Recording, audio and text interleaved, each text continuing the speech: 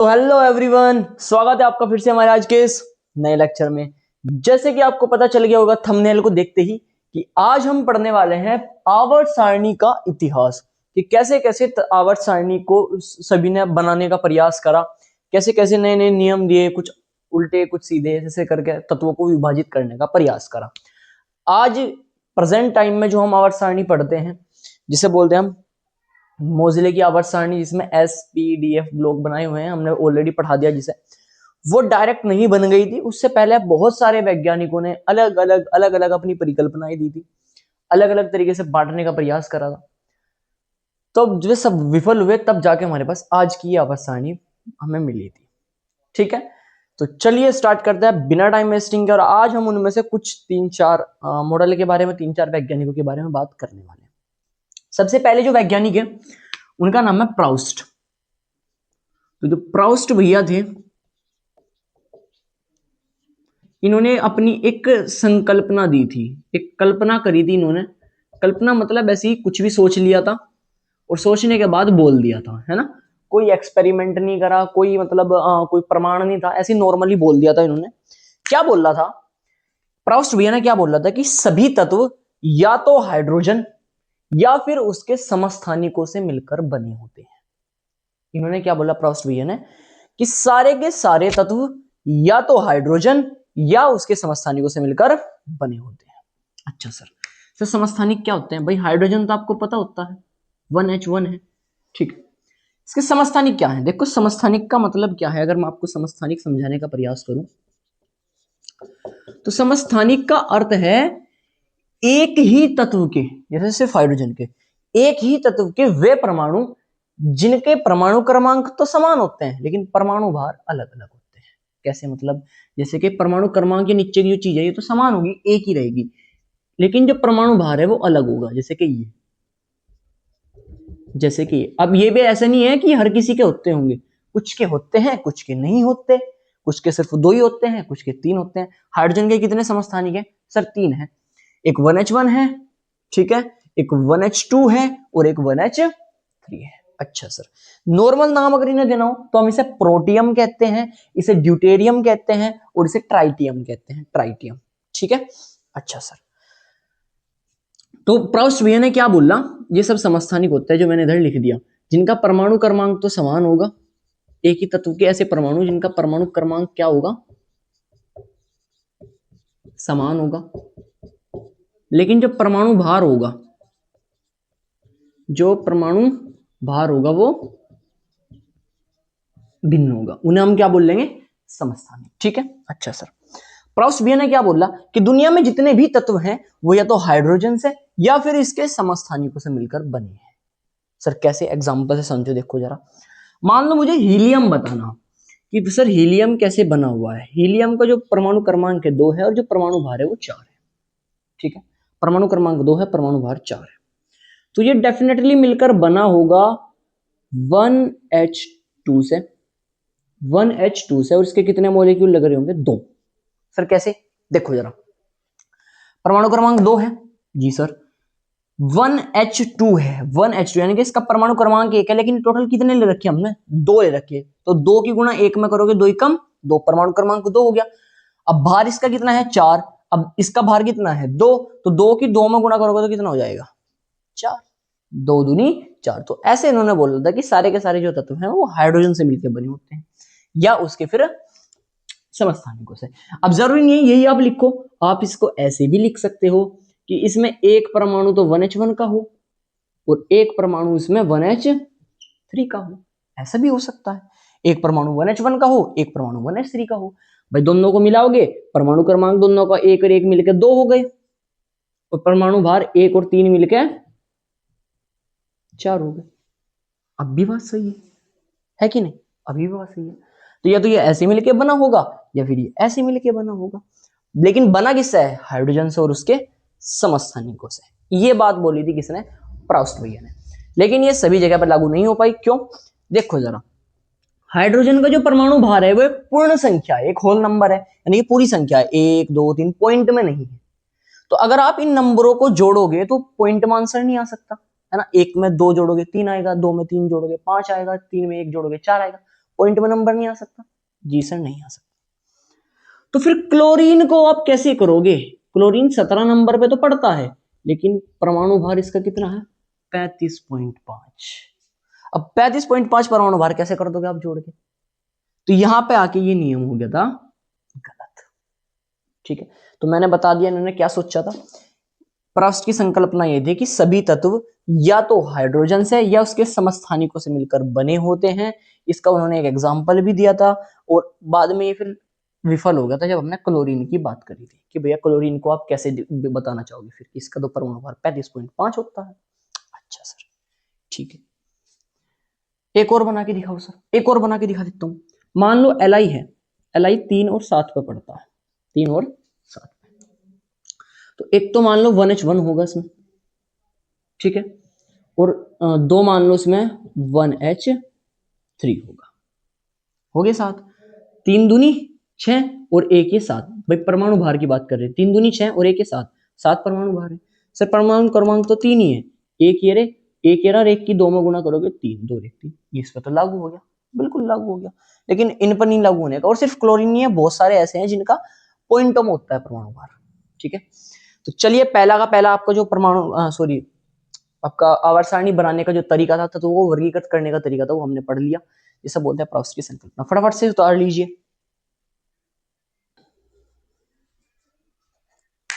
तो चलिए नंबर 2 वाले की बात करते हैं। नंबर 2 पे आते हैं हमारे लेवोशिए भैया। लेवोशिए का वर्गीकरण। अब लेवोशिए ने उनके समय पर जितने तत्व भी ज्ञात थे, लगभग 32-34 जितने भी तत्व उस टाइम पे ज्ञात होंगे, इन्होंने उन्हें धातु और अधातु 2 भागों में डिवाइड कर दिया। ये काफी अच्छा इनका तरीका था कि हम तत्वों को डिवाइड करके याद कर सकते हैं कि भाई कुछ तत्व ऐसे होंगे जो धातु होंगे, कुछ तत्व ऐसे होंगे जो अधातु होंगे। अच्छा सर ठीक है, इससे पहले आपको पता होना चाहिए कि लेवोशिए भैया केमिस्ट्री के जनक भी हैं, है ना, रसायन विज्ञान के जनक। फादर ऑफ केमिस्ट्री कौन है? लेवोशिए भैया, या इंग्लिश में इनका नाम ऐसे लिखा जाता है लेवोशियर। ठीक है, लेवोशियर, बढ़िया सर। क्या बोला इन्होंने? इन्होंने कहा कि तत्वों को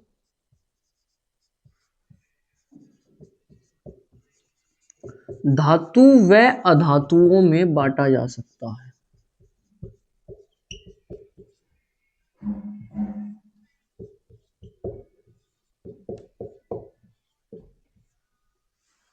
ठीक है, इन्होंने तत्वों को धातु व अधातु में बांट दिया, लेकिन सभी तत्वों को धातु और अधातु में बांट पाना पॉसिबल नहीं था। बताता हूं क्यों। भाई धातु अधातु में बांटने के लिए इन्होंने कुछ गुण लिए होंगे। कैसे बांटा होगा? कुछ गुणों के आधार पर, कुछ गुण देखे होंगे कि हाँ भाई इसमें ये गुण है तो इसे धातु कह दो, और इसमें ये गुण नहीं है तो इसे अधातु कह दो। ठीक है, मान लो वे गुण कौन से होंगे कि भैया ये तत्व, जो तत्व ठोस होंगे वो सब धातु होंगे, और जो ठोस नहीं होने के, द्रव होंगे या फिर गैसियस अवस्था में उपस्थित होंगे, वो क्या हो जाएंगे? अधातु हो जाएंगे। ठीक है, दूसरा उन्होंने क्या सोचा कि जो चीज चमक रही है वो धातु होगी, और जो जिसमें चमक नहीं है ज्यादातर वो अधातु होगी। तो इस आधार पर कुछ करके इन्होंने कुछ नए आधार बनाए और धातु और अधातुओं में तत्वों को बांट दिया। काफी टाइम तक ये बात सही रही, लेकिन जैसे ही आगे आगे तत्वों की खोज होती रही और तत्व खोज होती रही बहुत सारे तत्वों की, तो उसमें अधातुओं की खोज हो गई। किसकी खोज हो गई? अधातुओं की। अब जैसे ही अधातुओं की खोज हुई, ये पूरा का पूरा विफल हो गया, सिद्धांत फेल हो गया।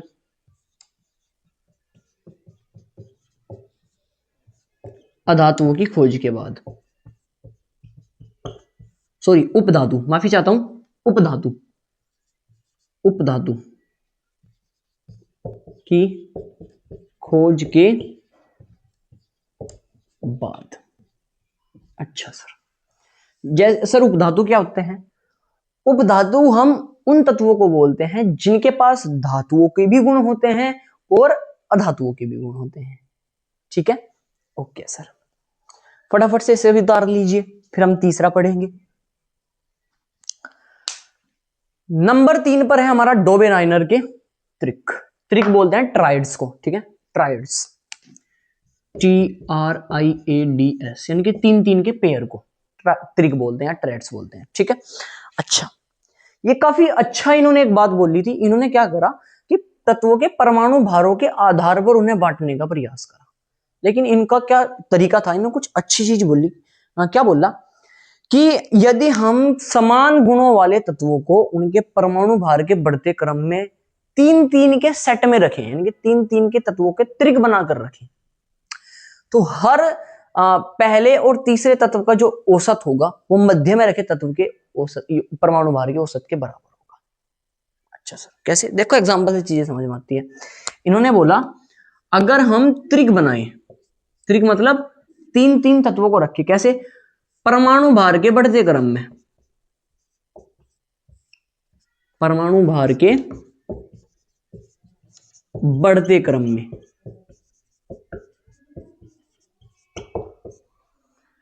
तीन तत्वों को हम रखे, त्रिक मतलब 3 तत्वों को हम रखे परमाणु भार के बढ़ते क्रम में, तो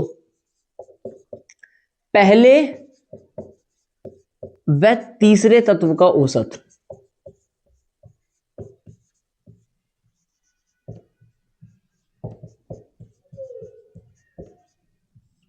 पहले व तीसरे तत्व का औसत मध्य में रखे तत्व के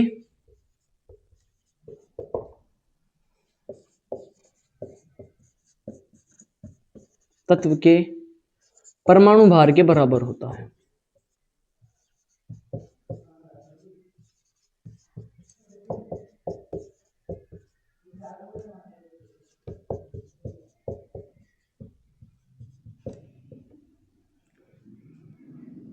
यहां पे परमाणु भार लिख सकते हो, है ना, परमाणु भार का औसत।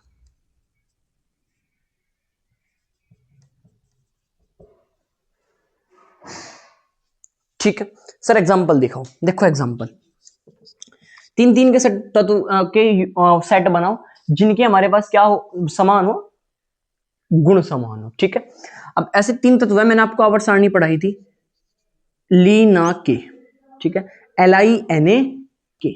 ओके सर, Li का अगर हम बात करें तीसरे नंबर पे पड़ता है, परमाणु भार 7 होता है। Na 11वें नंबर पे पड़ता है, परमाणु भार 23 होता है। और पोटेशियम 19वें नंबर पे पड़ता है और परमाणु भार 39 होता है। ठीक है सर, अब हमने 3 के सेट बना लिया, एक LINA और के, 3 तत्वों का सेट बना लिया। इन्होंने क्या बोला था कि पहले तत्व और तीसरे तत्व के परमाणु भार का औसत, यानी कि पहले का और तीसरे तत्व का परमाणु भार जोड़ दो और 2 से डिवाइड कर दो, ये हो गया औसत। वो मध्य में रखिए तत्व के औसत के बराबर होगा।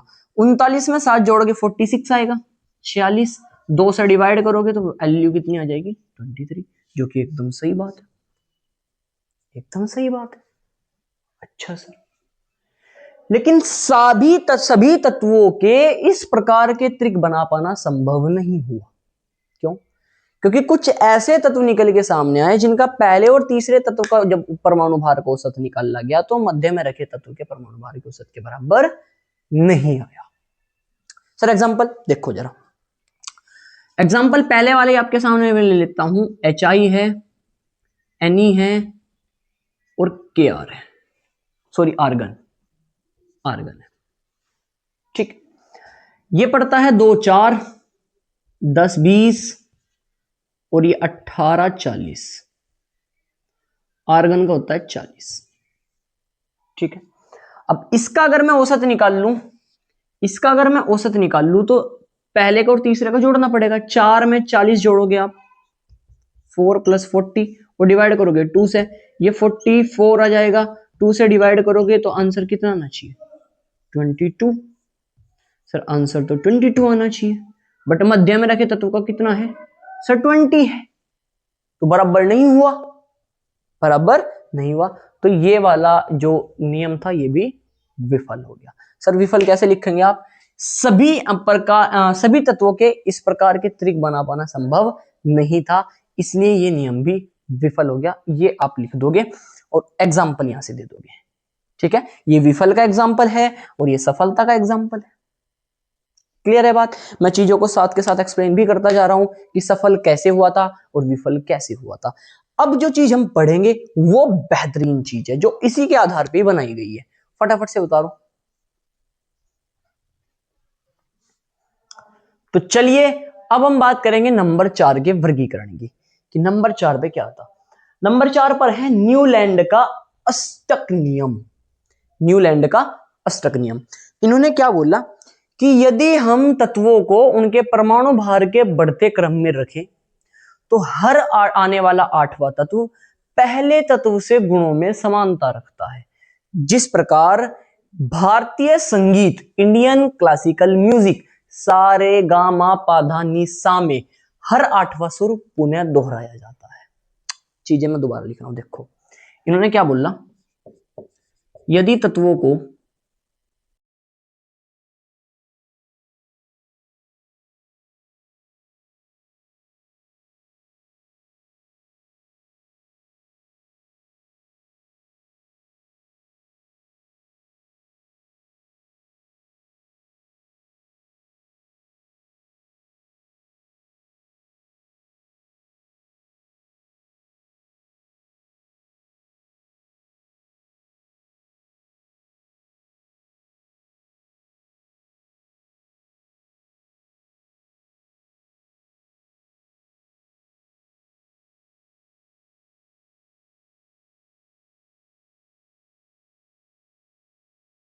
जाओ, एक मिनट, बहुत बढ़िया नियम लिख दिया मैंने।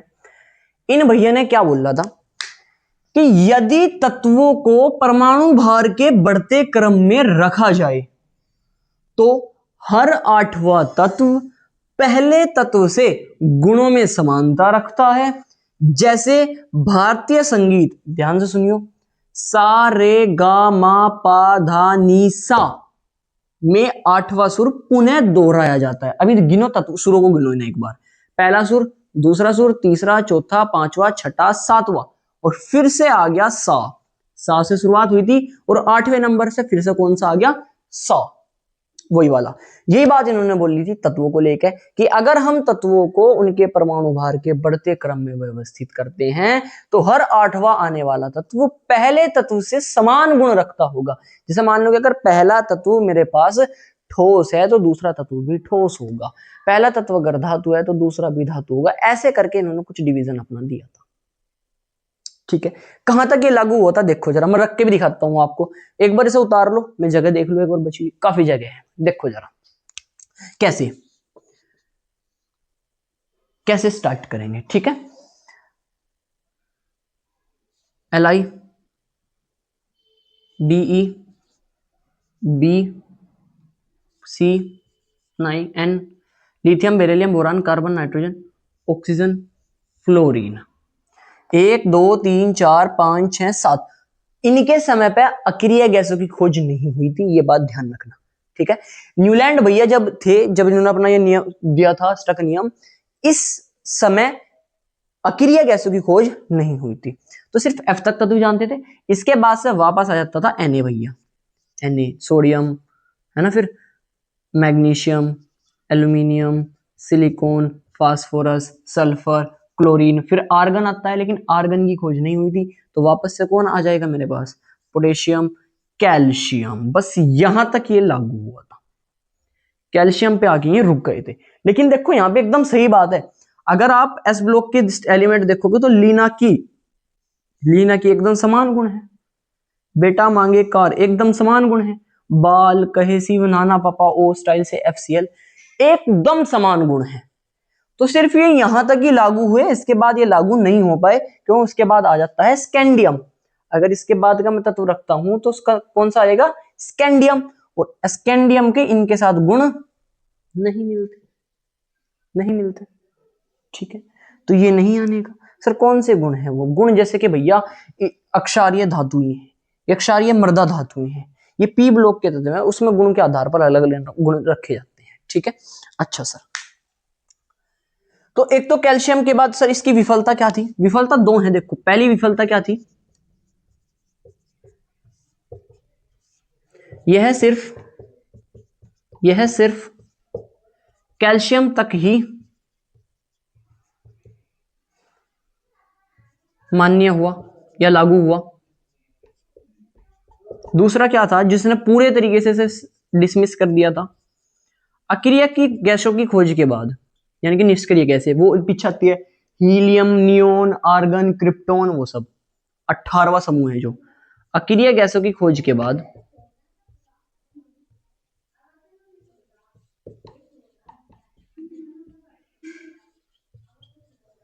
खोज के बाद यह पूर्ण रूप से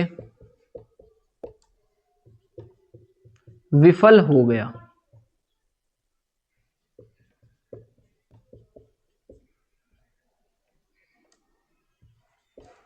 राइटिंग मेरी थोड़ी ऐसी है, मैंने बोल दिया आपको, ठीक है। लिख लीजिए फटाफट से, फिर मैं से रफ कर रहा हूं, एक्सप्लेन भी कर दिया मैंने आपको, ठीक है।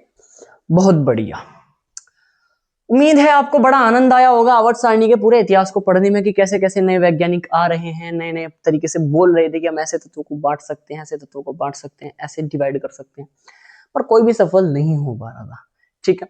इसके बाद हम पढ़ेंगे मेंडलीफ भैया को, ठीक है। उससे पहले हम पढ़ने वाले हैं लोथर मेयर, एक काफी अच्छा वैज्ञानिक था, हालांकि वो जब अपना काम कर रहे थे तो बीच में ही उनकी मृत्यु हो गई थी, तो वो अपना पूरा कार्य नहीं बता पाए थे, लेकिन उन्होंने एक बेहतरीन चीज हमें दी थी, ठीक है। बताऊंगा मैं इसके बारे में भी, जैसे लोथर मेयर वक्र हम बोलते हैं। और सबसे बेहतरीन जो चीज थी वो थी मेंडलीफ की आवर्त सारणी, ठीक है, जिसके आधार पर हमारी प्रेजेंट टाइम की आवर्त सारणी मिलकर बनी हुई है। और मेंडलीफ भैया एक तरीके से बहुत विद्वान व्यक्ति थे, मैं बताऊंगा क्यों थे, एक एक चीज उनके बारे में बताऊंगा, ठीक है। तब तक के लिए वेट कीजिए नेक्स्ट लेक्चर तक, ठीक है ना। मिलेंगे फिर से इसी ऊर्जा के साथ, तब तक के लिए बने रहिए, ठीक है। वीडियो को लाइक कर दीजिए और चैनल को सब्सक्राइब कर दीजिए अगर आप नए हो तो। मिलते हैं नेक्स्ट।